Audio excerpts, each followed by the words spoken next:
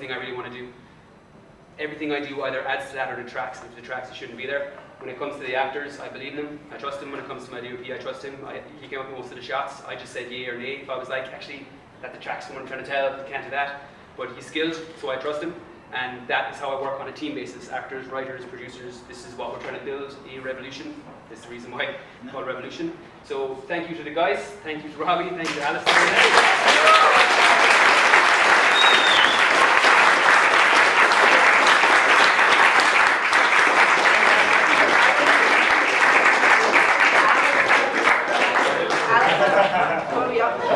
I'm just going to get Tom and Alistair a quick Q&A, really quick Q&A before we go downstairs.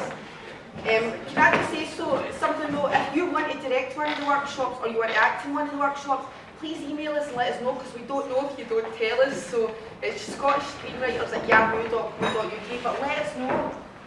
And if you get any questions, these guys know you. Anybody?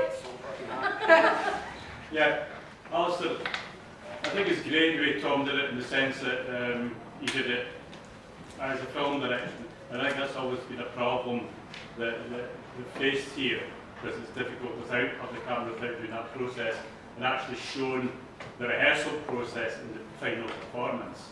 How well do you think that serves you, Alistair, compared to maybe the other most theatrical thing? I'm coming round to this way that we're doing it now. I did like the way before, I suppose just as a writer, when the story was told from beginning to end. But it's kind of growing maybe this way as well, and I think that was a remarkable thing today. That was terrific. That was much better than it would have been just as a straight run through, if I'm honest. So yeah, served very well. And I think that's the point of it, rather than telling the story, isn't it? Yeah. The story is always secondary to seeing the process. When did you, I'm sorry, I'm terrible. That's okay. When did you first read the script?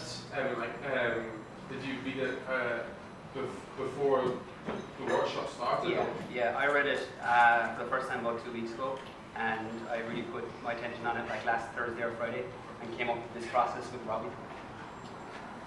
These guys, all lines learned and everything. Pros, yeah. Pros. Alistair, can I just ask, what did you want at the workshop? What did you want at the workshop, and what did you get at the workshop? I think we changed a few things, which has given me food for thought. The ending was changed dramatically. The original ending is the reveal happens in a graveyard. So at that point, you don't know who's died. Well, you do. You presume it's the person that you presume has died. But at the end of it, it's a gravestone and it's a long shot. You don't see who it is. You see a woman's legs. You don't see who that is. And then you see in the grave the woman's name. And then it's enacted from that. But it did give me food for thought, because I think maybe in hindsight you've got to be realistic about things. I think perhaps the park bench thing maybe worked better than my idea. So that's certainly something I'll take on board. Yep. What was the initial spark for the story? Where did you?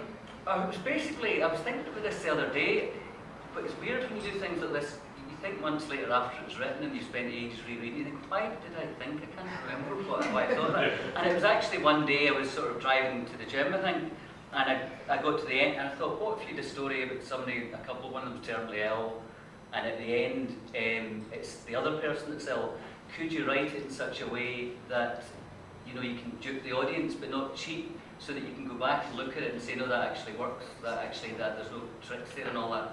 And because the last script I'd done in here, that we're just in a film of, was about a heterosexual couple that were facing their own mortality. That's why I decided to go for a gay couple, just sort of repeating. But no, I just like a kind of, with stuff I do, I like kind of a wee twisty thing at the end, and it seems to be the way I work, is I work backwards. And I was rereading every line that they did to say, would she say that?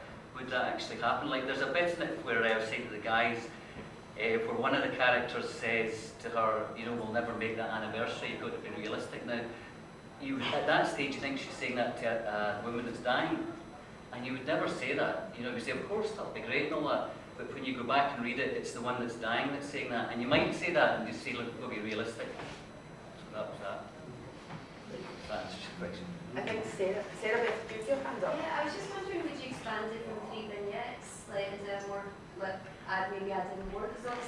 establish the relationship, then the diagnosis kind of things for PAL, and then the end of the resolution. I've thought about that. I mean, I wouldn't do the sort of